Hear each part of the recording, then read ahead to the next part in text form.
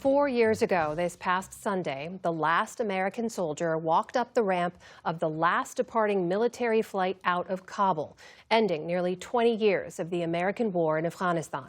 The U.S. also left thousands of Afghans behind who had worked with the United States and believed in the American-led war against the Taliban.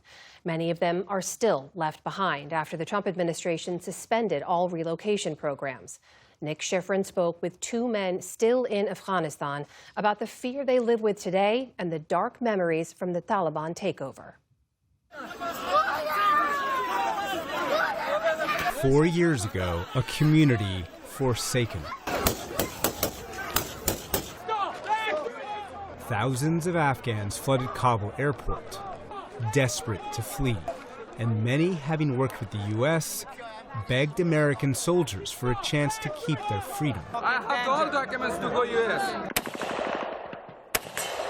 As the Taliban took back Afghanistan, and after 2 decades, the United States withdrew.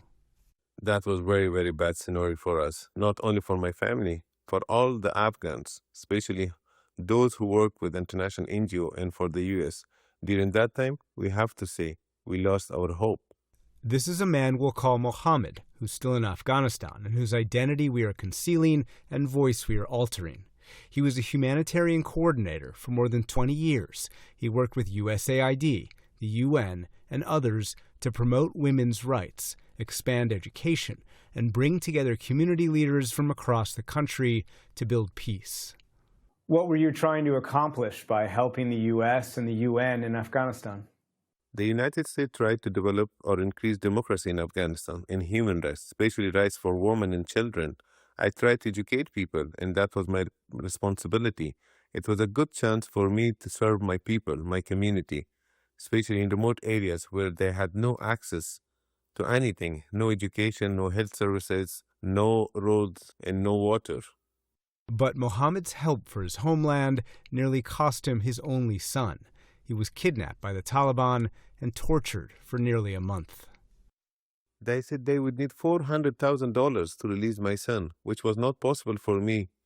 Finally, they accepted $60,000. I had to sell everything. I lost my house. I sold my car. Even after I received my son, they messaged me that you have no more rights to work with UN international NGOs, especially with US projects. Otherwise, you will be killed, or we will kill your family. It's very bad memory that I have. And my wife, after many years, she's not mentally okay. The family is not okay. Today, the threat they face is daily. When the Taliban took over, they released his son's torturers, who are now local commanders. This is the 4th house which I changed. During the 4 years, when me and my son go to the bazaar or market, we just put on masks and sunglasses to not be recognized by anyone. Under Taliban rule, life for Afghans who aided America has become a living nightmare. The Taliban administer their vengeance through torture, drowning this former member of the security forces, shooting this former police chief. But America's Afghan allies have nowhere to go. Soon after inauguration, President Trump suspended the refugee admissions program, and in May, Secretary of Homeland Security Kristi Noem rescinded Afghans' temporary protected status, which allowed them to live in the U.S. for up to 18 months. She said Afghanistan's conditions, quote, do not meet the requirements for a TPS designation, and that Afghanistan has had an improved security situation.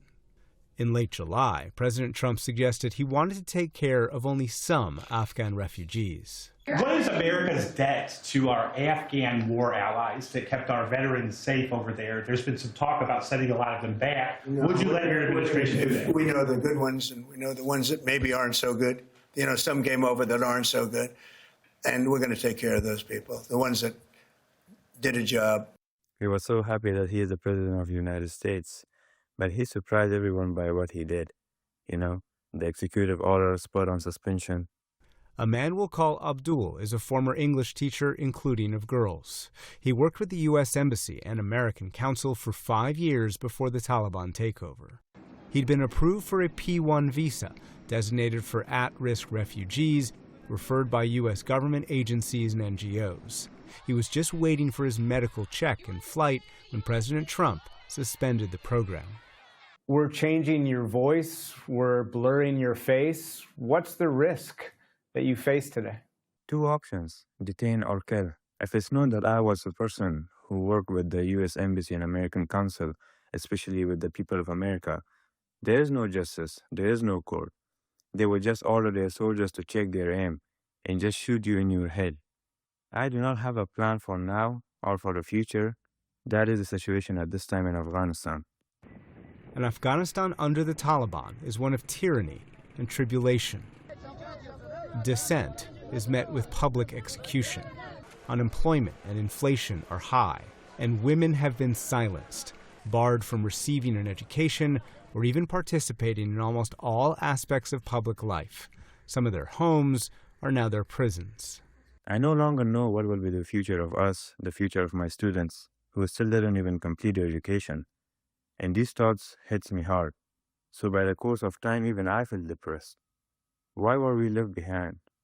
What crime did we commit? We gave all of our ability. We gave everything we had. And now we are living in limbo. We are living anonymously. We are hiding in a corner of our home. Hiding and hopeless. 4 years later, American allies and many Afghans have never felt more alone. For the PBS NewsHour, I'm Nick Schifrin.